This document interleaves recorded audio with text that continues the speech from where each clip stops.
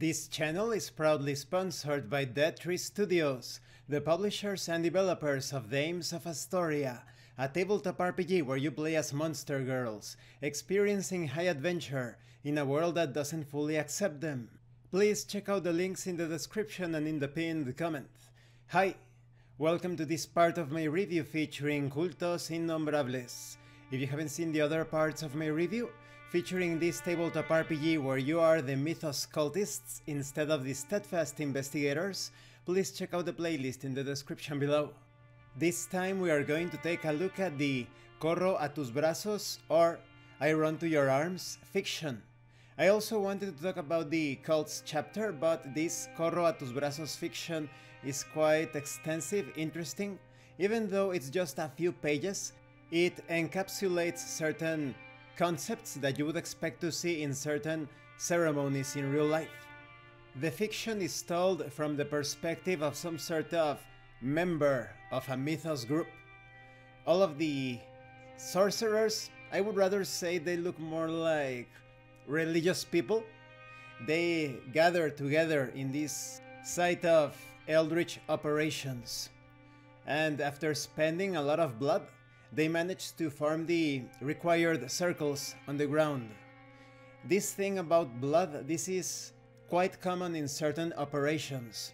Some of the most dangerous operations are pretty much impossible unless you manage to decipher what is really going on with the use of blood.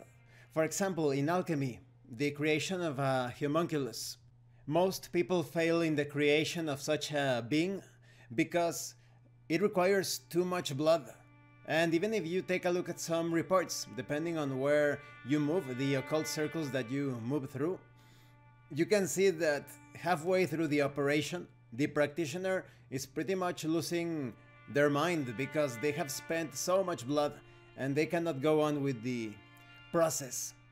There are always these rumors and stories that someone in the UK, perhaps 200 years ago or 100 years ago, I think it was 100 years ago, supposedly managed to create a homunculus.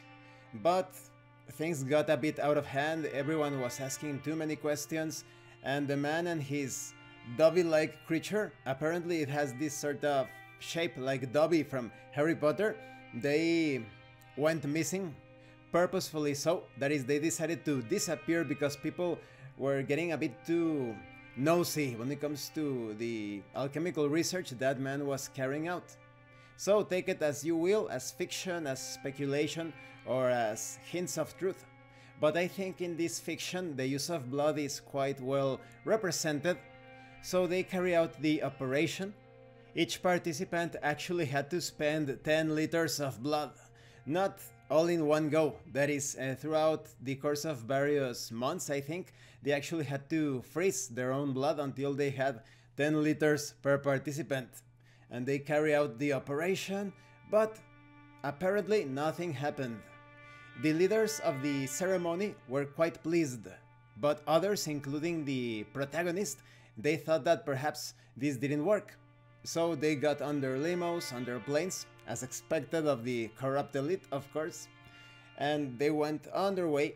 But during the flight, a huge scarab type of entity manifested itself just alongside the plane and actually impacted the airplane. They almost crashed, but apparently it was just like a tiny bump.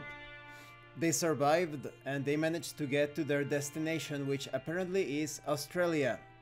Now, there are a couple of interesting things here. When it comes to the protagonist, I knew that things were not going to end well because he started to take a religious approach to things. He started to consider this scarab as some sort of divine manifestation. He started to worship an entity. The moment you worship something, be it Jesus, be it God, be it anything that you start to worship, that's the path to the bad ending. You immediately become the servant of these beings.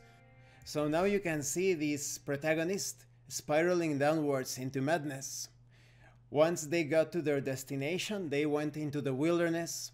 They started to move through this dangerous environment, and they were suddenly attacked by a group of tribes members, or even tribes kids, I would say, because a lot of the attackers were actually children. And there were many signs, buzzing sounds, that the entity was there, that it was present, perhaps manipulating events. All of the members of the group, except the protagonist, got killed by these tribes people. But the survivor saw the entire thing as some sort of test carried out by his newfound god, which has some similarities to Beelzebub or Val.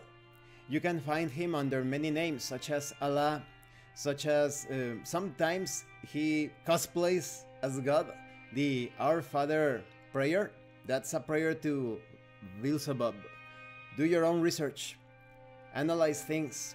Analyze the words with things that are mentioned in the ancient Egyptian ceremonies, specifically the Book of the Dead, alongside with Beelzebub associated with aerial entities as the Lord of Lies, Our Father who art in heaven. So take that as you will. I am just tossing this out there to see what conclusions you draw out from it, and that's why the Lord's Prayer doesn't work for exorcisms or blessings. It actually calls upon a demonic entity. Although, perhaps some of you already know, but Val or Beelzebub is already dead.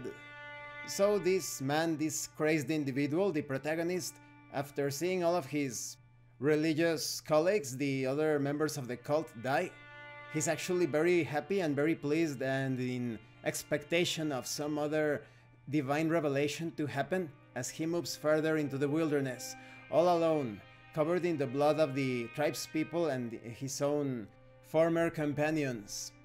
That's why this title, the title of the fiction, refers to someone running into the arms of another person, or in this case, in the arms of an evil entity, or alien entity, depending on how you look at things.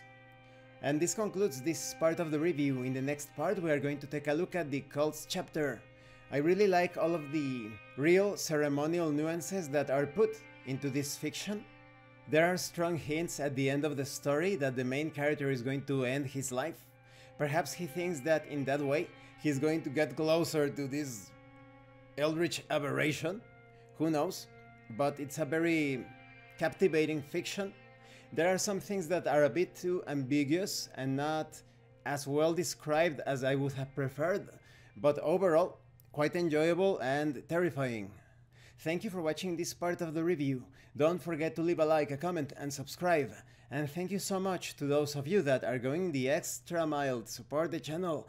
If anyone else wishes to further support the channel through PayPal and RPG, the information will be in the description or in the pinned comment. This has been Abraham El Jaguar, a professional game master. If you want me to run a game for you, please check out the pinned comment as well. And remember, it is better to roleplay and fail in character than not to roleplay and fail as a player. Once again, thank you and see you later.